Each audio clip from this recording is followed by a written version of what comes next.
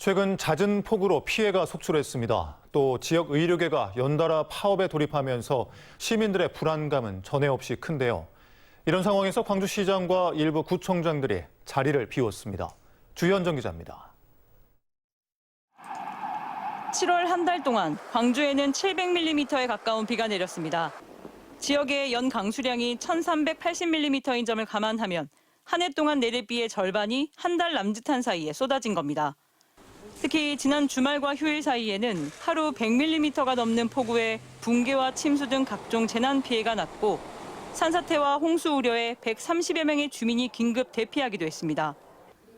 광주시와 5개 자치구는 전 공직자가 대기하는 비상 3단계를 소집했는데 그 시각 강기정 광주시장과 박병규 광산구청장은 재난대책본부가 아닌 스페인에 머물고 있었습니다.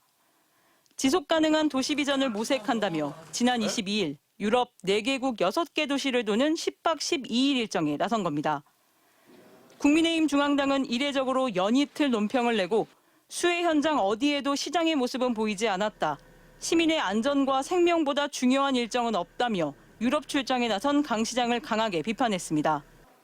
수해 상황이 아니더라도 시립 1, 2 요양병원, 조선대병원, 기독병원 등 의료계 연쇄파업과 같이 산적해 있는 지역 현안을 두고 단체장이 꼭 자리를 비웠어야 했느냐에 대해서도 쓴소리가 나옵니다.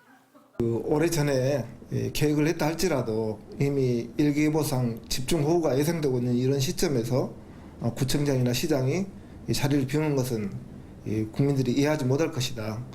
이에 대해 광주시와 광산구는 2025년 광주 세계 양궁 선수권 대회 개최기 인수 등 자체적으로 연기할 수 없는 정책 일정이고 현지에서 유선과 화성회의 등으로 실시간 재난 사항을 지휘하고 있는데 일방적 비방에 곤욕스럽다는 입장입니다. 여파가 쉽사리 가라앉지 않고 있는 가운데 김병래 남구청장도 오늘 유럽 일정에 합류했습니다. 논란을 의식한 듯 남구는 재난 사항을 점검하느라 일정을 하루 연기까지 했다고 설명했지만 부적절한 일정이라는 비판에 빌미만 더한 꼴이 됐습니다. MBC 뉴스 주현정입니다.